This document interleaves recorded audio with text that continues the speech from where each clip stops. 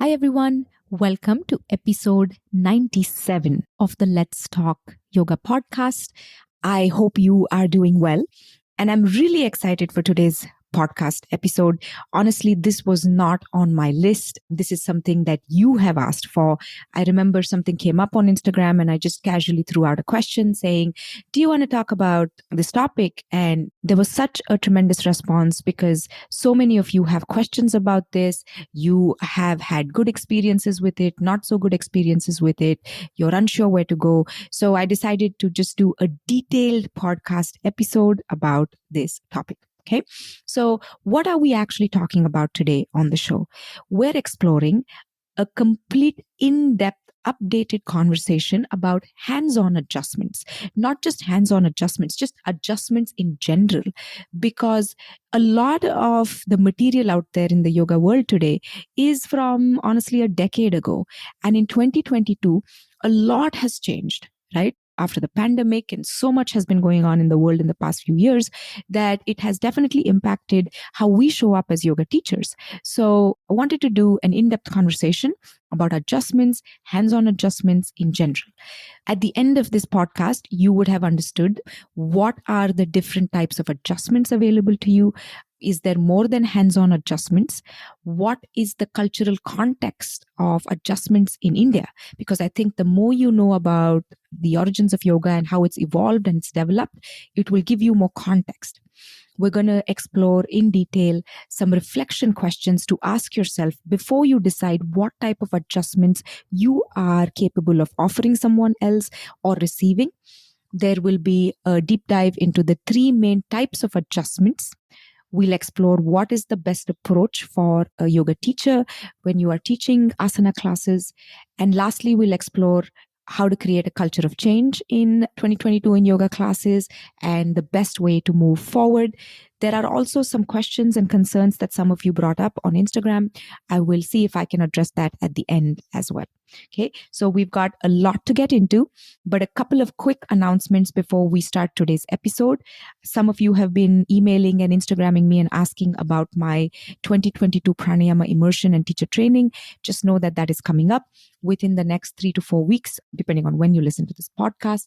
I'm recording this end of August. The details will be out. Okay, so the pranayama training is very much happening. It's on the cards. I'm just in the process of finalizing everything so I can offer it to you very soon. Okay. And as always, if you benefit from free yoga education that you receive on this podcast and from the guests every week, please take a moment to rate and review the podcast. It is literally the only way that we can sustain ourselves. I've said this before, I'm doing my best to keep the show sponsor free, and it does take time, energy, effort, and money to put this free yoga education out here on this platform. And a minute of your day and giving us a review and a rating, and also maybe sharing it with your yoga friends will take this podcast a long way. Okay. So thanks again for those of you who have been leaving me reviews. I see it every week. It really warms my heart that you take that extra step to help me out. I always appreciate it. But for now, let's get on with today's show. Hi, my name is Arundhati, and you're listening to the Let's Talk Yoga podcast. I'm an ex-Bollywood dancer turned yoga and wellness educator. I've built a 6-figure business as an immigrant, woman of color yoga teacher with no business background, no handstands, pure instinct, and the free information found on Google. If you love doing yoga and you dream of teaching it someday, this podcast is for you. We go over everything from doing and teaching yoga to scaling a small business, living a modern yoga lifestyle, and so much more. You'll find interesting, fun, raw conversations along with some tips, tricks, strategies, and insights in this podcast. So grab your cup of chai and let's jump in. So let's explore what are hands-on adjustments. Now, hands-on adjustments are something I really started paying attention to after I moved to the US a decade ago from India. Many asana styles here leverage the use of hands-on adjustments, where essentially the yoga teacher uses some part or parts of their body to physically adjust, enhance, modify, or correct a yoga student's pose. The intention of the adjustment giver is to move the yoga student in some capacity to a deeper, fuller experience of the pose, at least bodily. Hands-on adjustments have been used on and off through many decades in yoga, okay, by yoga teachers all over the world. In 2022, I believe this conversation needs a revisit and a little more contextualization because many yoga teachers are unclear today whether they should or shouldn't be offering hands-on adjustment. What amplifies this confusion is the fact that many yoga asana schools, at least out here in North America, teach hands-on adjustment as central to their curriculum, almost like a USP, like a unique selling point. Students are often told, we'll teach you how to correct everybody's pose. And I understand this can be tremendously appealing to an unassuming student who is looking at teacher training to enhance their understanding of the physical practice of yoga. While this is sold as a way of getting people to sign up, I believe there's more that we have to look at. Okay. So before we deconstruct hands-on adjustments, let's get some cultural context in place. For long-time listeners, this will be a repeat story, and I apologize that you have to listen to this all over again. But we have so many new listeners on the podcast. So this is more for the new listeners. If you don't already know my yoga origin story, I share it in episode 1 of this podcast, in which I talk about yoga in India versus yoga in the US. But I was born and raised in the southern part of India. For the past decade, I have been calling Seattle home. And on the show, I often make it a point to share the cultural context of many aspects of mainstream yoga. Because end of the day, yoga is a cultural practice from India. And the more context you have as a modern yoga teacher, the more you'll be able to stay deeply connected to your yoga. And we all just show up and serve better as yoga teachers. So let's explore the cultural context of what hands-on adjustments in India yoga classes are like. Firstly, I want to clarify here or reiterate that hands-on adjustments is a modern offshoot of asana development and evolvement. It's not something that is tied to yoga for eternity, like, say, Patanjali's 8 limbs of yoga or other aspects of philosophy. You can pretty much trace the origins of hands-on assists to probably the times of, say, Shriti Krishnamacharya, and then it moved on into his students, B.K.S. Iyengar and Sri Patabi Joyce to some capacity. So that's kind of where we really notice hands-on adjustments making its way into modern asana culture. But here's another aspect of Indian culture. In a traditional teacher-student relationship, the teacher has a very hands-off approach, literally touching another student, whether it's a hug or a handshake or something else. All of that is a little more alien to the traditional asana setup, okay, or the traditional asana shala setup. In fact, many traditional shalas or schools of yoga, the relationship between the teacher and student is very, very formal and one of deep reverence. So it's very different from the new age studio culture, okay, where your relationship with your yoga instructor is very informal. But many or most of my yoga teachers in India rarely offered hands-on adjustments, and it was often used as a very last resort approach and used sparingly. The teacher did not go about adjusting every student in the room as a norm. And I would like you to know that because this will help you make more informed decisions in your yoga classes. The next part here is questions you have to ask yourself. Okay. There are 3 things I want you to reflect on. And if that means you pause the podcast, go ahead and do that, because that will really help you walk away from this conversation feeling like you actually have more clarity. Okay. Firstly, ask yourself or reflect on how you have been trained or educated in yoga asana, okay, or in the physical practice of yoga, specifically around adjustments and hands-on adjustments. Did your teachers use them? If yes, how often, when, and on whom? Was hands-on adjustments offered to specific students? For example, I use hands-on adjustments for pregnant students if I need to set them up in Supta Baddha Konasana or help them in and out of some poses.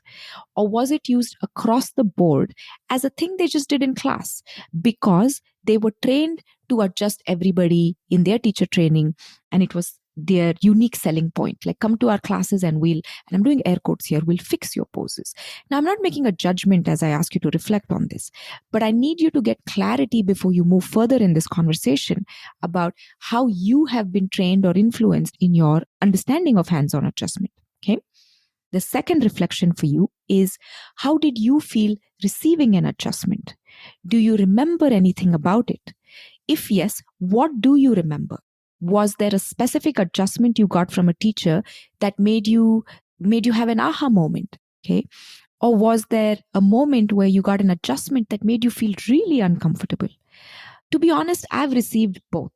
Fantastic adjustments where I'm like, oh, so that's what the teacher was trying to get me to do.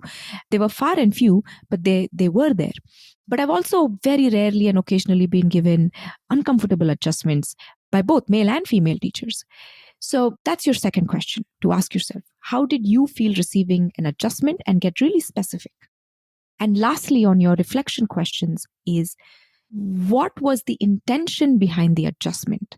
Did the adjustment really enhance your proprioception?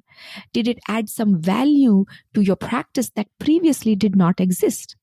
So once you've got some reflection done for these questions, now let's move on to understanding the main types of adjustments. Okay.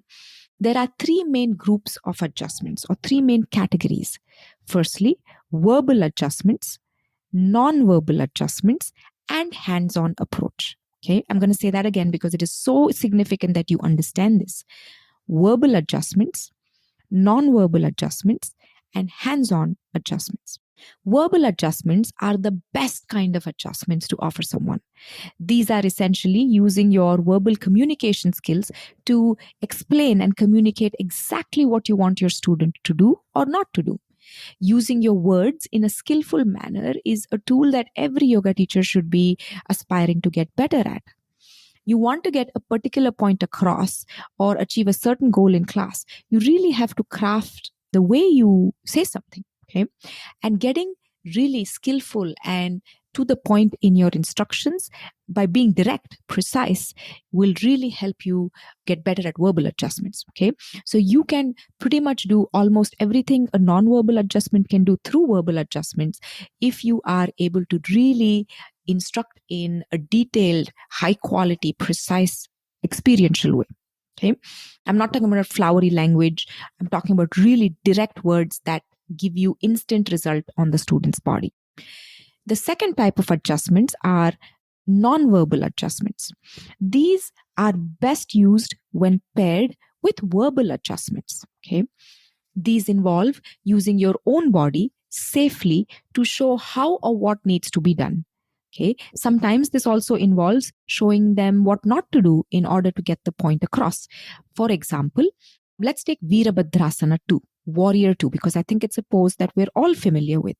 In Warrior 2, the bent knee, the knee tends to roll in towards the big toe side, right? Especially if you're new. So just by what I at least do in class is I roll my knee in, because it's not going to do anything to the knee particularly because it's a simple movement.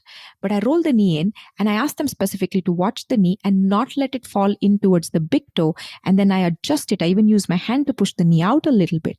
And I send the knee towards the little toe side and emphasize with my words and the visual image of that knee rolling out to the little toe side and the knee not rolling in. This verbal, non-verbal adjustments working together will create a picture for the student. Similarly, in Virabhadrasana 2, I often lean my torso forward as if it's moving towards Parshva Konasana and kind of stuck in the middle. And I then adjust myself and straighten and bring my spine back to center and show them with verbal and non-verbal cueing what is required from them when they do the pose. Okay. So it's literally like how they say a picture speaks. What is that quote? It's a picture speaks what 1,000 words cannot, or something like that. I'm losing it as I am recording this, but I'm pretty sure you understand what I'm trying to say. Okay. So verbal and non-verbal adjustments are best paired together. Okay. And these two are really important for us to understand and understand how to use them over time. And then there's the third category of hands-on adjustments, where you physically use your body to adjust somebody else's pose. Now, this has value. Okay. I know nowadays in popular yoga, we feel like we have to take sides. It's either 100% this or 100% that.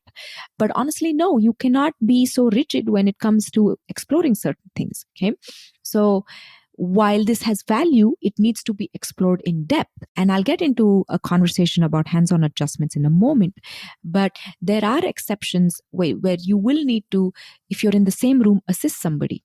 I've had an amputee that I worked with once who needed my assistance to get in and out of poses, some pregnant students, or someone with severe knee issues who needs assistance getting on and off props. So you have to really explore this, not in terms of just polarity, like I need to be on one side or the other, but more with explore both sides and make an informed decision for yourself. Okay. So now let's look at which approach would be the best. I just said a moment ago to not be rigid while exploring these options. Personally, this is what I have used and has worked for me. And this is something that I recommend to my teachers as well. I use verbal and non-verbal cueing the most. Okay. 99% of the time, I use verbal and non-verbal cueing, where I use my words and my own body to get the message across. I also preempt what could go wrong in a pose and address it as part of the learning process itself. Just like I gave you those Warrior 2 examples a moment ago. I show the students what not to do and also show them what to do. And hopefully the word and the pictures are matching and they're able to understand this and execute it. Okay. But occasionally it's been rare, especially since the pandemic, it's a lot lesser, but occasionally I've used hands-on assists. And like I've said before a few times already, helping pregnant students set up in poses or some other students, hands-on adjustments need to be done with respect, need to be done with care, and most importantly, need to be done with consent. Okay. If the student says no, then you resort to your other two options with utmost kindness and respect. Okay. You should be open to being refused. Like if someone doesn't want a hands-on adjustment, that's fine. But you always have to ask. You always have to ask, even if it's the same student, on different days, you should be asking for consent. I also know there are some yoga studios that have consent cards. I don't. I believe that if a student doesn't know what a hands-on adjustment really is, they may not be able to make a decision. They'll just pick something because they need to pick a card. So I don't do any of that. I believe in talking directly to the student and explaining to them why and what I want to do and how it will enhance their pose or their practice that day, and then let them decide. Okay. So that's really important. It's not necessarily just give them a token that says adjust, don't adjust. How does the student know? How does a beginner know what is the value of an adjustment without really ever having more context? Okay. So if you are someone who is exploring teaching hands-on adjustments or have been offering it, want to offer it, do not want to offer it, whichever category you fall in, let's explore this. A few more things here. Consent. Consent is everything. Okay. So the next part of this conversation, I am assuming you have gotten consent repeatedly from your students. Okay. I'm also assuming that you have been trained really well in your asana and your physical practice, that is. Okay. And you have had very good experiences with adjustments from very experienced teachers. I'm also assuming your intentions are nothing but pure, clean while using hands-on adjustments. Think of hands-on adjustment as service. Anything you do with your hands in yoga class, it's service. And it's not meant to be a special feature of, oh, look, I can adjust you. It is meant to be service, deep service to help someone. Okay. And keeping that attitude of servitude in your hands-on adjustments. To me, that is really key. Okay. Now, you probably already know there are certain areas of your body that are okay to touch in hands-on adjustments, and there are definitely parts of your body that are off limits. While I initially thought I would give you a list of body parts for this conversation, I realized that while it's simple, it's also not so simple. because this really depends on the pose in question. For example, a triangle adjustment, if someone is falling forward, you need to consider how you'll approach the person from the side and the back and draw the shoulders and upper back back. We just assume that everybody's body proportions are the same. We're all built the same way, and different genders will have different preferences and ways of being adjusted. So what am I trying to say? You cannot standardize adjustments. Hear me when I say that. You cannot standardize adjustments. There are some common things that will work for everybody, but it cannot be standardized because we're all unique in our own bodies. So we forget to take into consideration body proportions. For example, some people are heavier on their chest or their hips. Some people have longer arms and shorter spines, and the other way around. Now you couple this with the age of the student, the mobility, the preferences that the student has, the experience of the teacher, right? Imagine a teacher who's not sure of hands-on adjustment actually trying to adjust a student. They'll make the student uncomfortable. So you can't standardize everything about adjustments. Okay. So just remember that. So if you're confused about this whole conversation of hands-on adjustments, it is because you can't standardize it. It shows up in a certain way. Okay. Also, the adjustments will vary. Okay, based on the experience of the student. A beginner will relate to an adjustment very differently than an experienced student. It also matters on which gender you identify with when you're offering these adjustments, because personally, as someone who identifies as female, right, I've had uncomfortable adjustments from male teachers and female teachers. And you communicate a lot through touch, and we have to be very mindful of that. Okay. And even with hands-on adjustments, you can use props, for example. You can add another layer of comfort or respect. You can put a towel under your hand, so your skin is never on direct contact with the other person's skin. I've used a block and a strap as an extension of my arm for certain poses. It really depends on the adjustment you're offering, the student you're offering it to, the experience of the teacher, and the pose in question. Okay. So it's really hard to say, here's a list of things to do in Warrior 2. Here's a list of things to do in Warrior 3. That's a very narrow approach. 10 years ago, it worked. Okay. But the way yoga evolvement, asana evolvement is happening, we need to really have broader contextualization. Okay. So how to move forward? To sum things up, you want to first invest on getting skillful at verbal and non-verbal cueing. How do you do this? You do this by learning from teachers who excel at it already. Okay.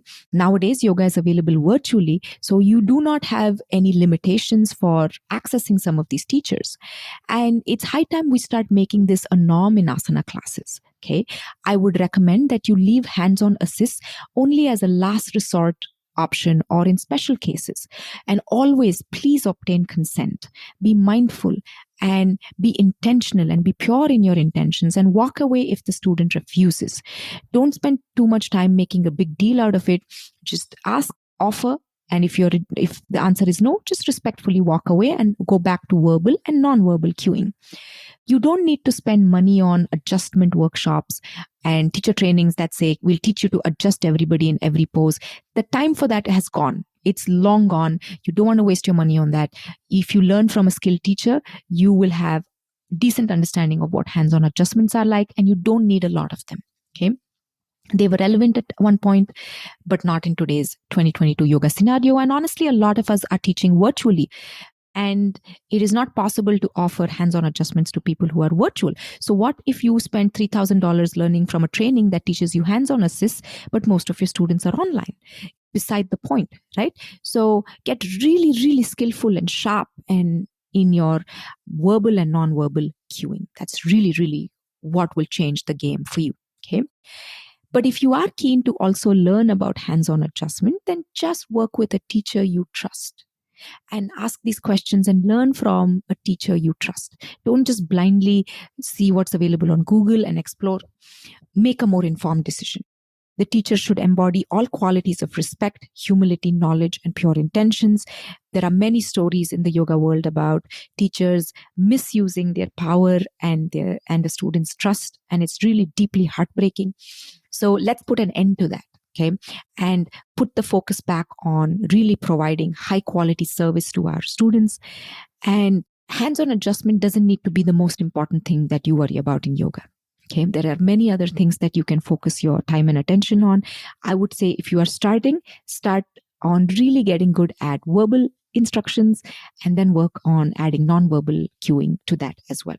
I hope this conversation has been helpful. I know a lot of you have expressed, concern about, I don't know how to teach hands-on assist. So the few times I've done it, I felt really awkward.